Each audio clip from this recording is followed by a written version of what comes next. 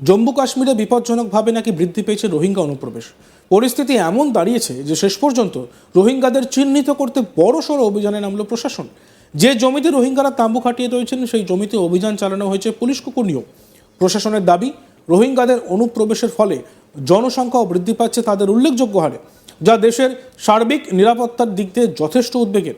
যে সমস্ত জমিতে রোহিঙ্গারা রয়েছেন সেই জমির মালিকদের সাফ জানিয়ে দেওয়া হয়েছে যে যত দ্রুত সম্ভব জমি থেকে তুলে দিতে হবে রোহিঙ্গাদের, তবে কোনো নির্দিষ্ট সময়সীমা বেঁধে দেওয়া হয়নি। আর রোহিঙ্গা অনুপ্রবেশকারীদের বিরুদ্ধে শাস্তিমূলক ব্যবস্থা হিসেবে 14টি প্লটে বিদ্যুৎ এবং পানীয় জলের সংযোগ কেটে দেওয়া হয়েছে বলে জানা গিয়েছে। সব মিলিয়ে নাকি ওই প্লটে রোহিঙ্গা অনুপ্রবেশকারীদের সংখ্যা 400-র বেশি। এদিকে জম্মু ও কাশ্মীর পুলিশ জানিয়েছে, কাউকে বাড়ি ভাড়া দেওয়ার আগে বা কোনো বাড়িতে কোনো কাজের লোক রাখার আগে তার পরিচয় পুলিশকে দিয়ে ভেরিফাই করানো বাধ্যতামূলক। যারা এটা করাচ্ছেন না তারা আইন ভঙ্গ করছেন, আর এবার থেকে তাদের বিরুদ্ধে আইনানুগ ব্যবস্থা নেওয়া হবে। ইতিমধ্যে এ নিয়ে 18 জন মালিকের বিরুদ্ধে এফআইআর দায়ের করা হয়েছে বলে জানিয়েছে পুলিশ। আর এ নিয়ে এক পুলিশ আধিকারিক কি বলছেন শুনবো। तमाम जम्मू वासियों को एक रिक्वेस्ट करना चाहूँगा और साथ साथ में आगाह भी करना चाहूँगा कि जब भी आप कभी अपने पास टेनेंट को रखते हैं, किसी किराएदार, आपका हेल्पर, आपकी मेट, आप उसकी पुलिस वेरिफिकेशन ज़रूर करवा दीजिए। अगर आप ऐसा नहीं करते तो आप कानून की उल्लंघना कर रहे हैं, आपके खिलाफ कानूनी कार्रवाई होगी। इसके साथ में चलते हुए सेकेंडली, अगर वो व्यक्ति किसी गैर कानूनी कार्य करते हुए पाया गया और उसके खिलाफ कोई एफआईआर जो रजिस्टर होगी, so you will also be a part of that. Now the question arises that how do we come out of it. ये बहुत ही सिंपल प्रोसेस है।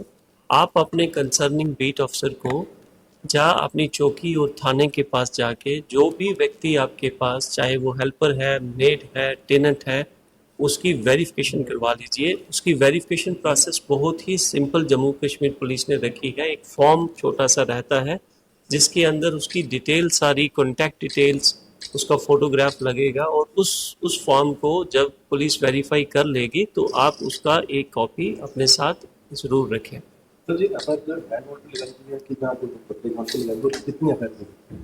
देखिए, हमने पिछले 48 घंटे के अंदर 18 एफआईआर लगाई हैं। उसमें से 3 एफआईआर जो हैं वो स्पेसिफिकली वो लोग थे, लैंडलॉर्ड्स थे, जिन्होंने अपनी ज़मीन के ऊपर रोहिंग्यास को रहने की इजाज़त दी थी। इसके अलावा जो 15 एफआईआर हैं वो ऐसे लोगों के खिलाफ हैं जिन्होंने अपने घरों में टेनेंट्स, हेल्पर, जब मेड्स रखी थी, जिनकी पुलिस वेरिफिकेशन नहीं की थी। It was a kind of shelter to them, और उसके चलते 15 एफआईआर हुई हैं। ये प्रोसेस हमारी जम्मू पुलिस की चलती रहेगी till the time we verify the last person in any house जिसकी पुलिस वेरिफिकेशन नहीं हुई है और वो जम्मू के अंदर आके रह रहा है। এদিকে এ বিষয়ে জম্মু ও কাশ্মীরের বিজেপি নেতা রবীন্দ্র রায়নার সঙ্গে কথা বলেছেন আজ তাকের প্রতিনিধি সুনীল ভাট। রবীন্দ্র রায়না বলেন, জম্মু কাশ্মীর সীমান্ত এলাকা, গত 35 বছর এখানে সন্ত্রাসবাদের ঘটনা ঘটছে। আমরা দেখেছি যে সমস্ত বস্তিতে রোহিঙ্গারা রয়েছেন সেখানে চুরি, ডাকাতি, অপহরণের ঘটনা বাড়ছে এবং পুলিশও এই রোহিঙ্গা ইস্যুকে খুবই গুরুত্ব দিয়ে দেখছে। তিনি কি আলোচনা করেছেন আমাদের প্রতিনিধির সঙ্গে, আমরা শুনবো। हमारे साथ इस समय बातचीत करने के लिए जुड़ चुके हैं जम्मू कश्मीर भारतीय जनता पार्टी के वरिष्ठ नेता रविंदर रैना। रविंदर रैना जी, सबसे पहले आज तक से बातचीत करने के लिए बहुत बहुत धन्यवाद। रविंदर रैना जी, अगर हम यहाँ जम्मू संभाग की बात करें तो पिछले कई वर्षों से ये बार बार मुद्दा उठ रहा है कि यहाँ पर अवैध तौर पर हजारों की संख्या में जो है रोहिंग्या रह रहे हैं। इसको लेकर कई लोगों ने चिंता भी जताई है और जो अब ताजा जानकारी आ रही है कि इनकी जनसंख्या भी बढ़ चुकी है और अब जो पुलिस द्वारा एक्शन लिया जा रहा है उसके अंतर्गत ये बात सामने आई है कि जो लोग इनको किराए पर मकान दे रहे हैं जाने अनजाने और पुलिस को उसकी सूचना नहीं दे रहे हैं, उन पर भी एक्शन हो रहा है, एफआईआर दर्ज हो रहे हैं। कैसे देखते हैं आप इस कदम को और आप क्या समझते हैं कि जो अब बात सामने आ रही है कि रोहिंग्याओं की जनसंख्या बढ़ रही है, ये कितना चिंता का विषय है? जम्मू कश्मीर एक बॉर्डर स्टेट है और पिछले 35-40 वर्षों में जम्मू कश्मीर में आतंकवाद, अलगाववाद और देशद्रोही ताकतों ने बहुत यहाँ किया। रोहिंग्यास जो कि बर्मा से वहां से पलायन करके देश के, भारत के और दुनिया के अलग अलग क्षेत्रों में वो गए।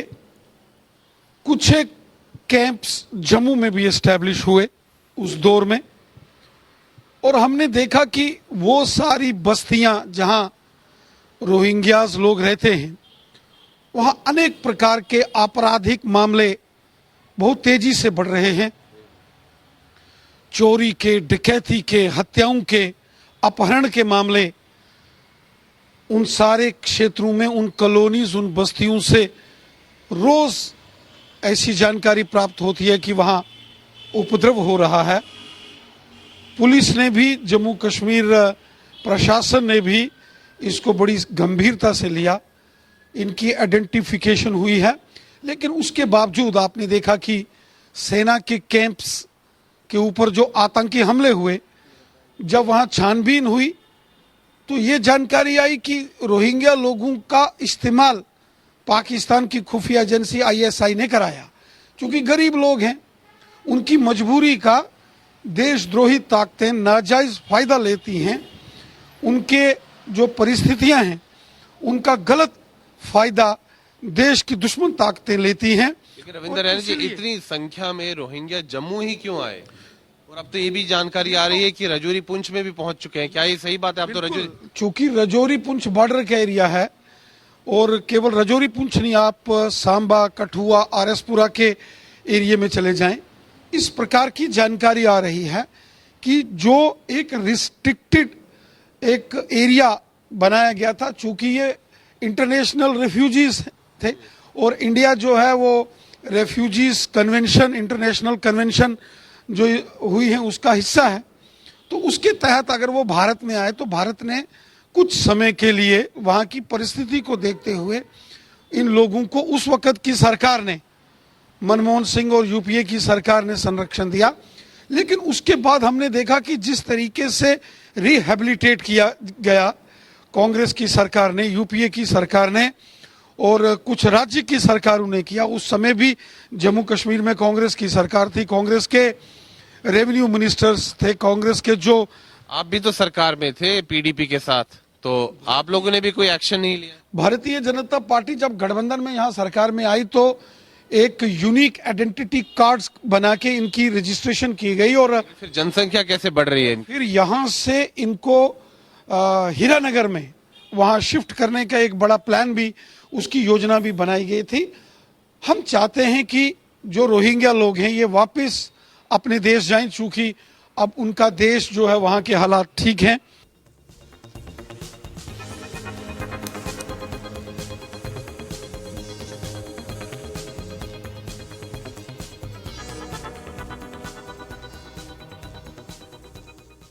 দেখতে থাকুন আজ তক বাংলা, সাবস্ক্রাইব করতে ভুলবেন না।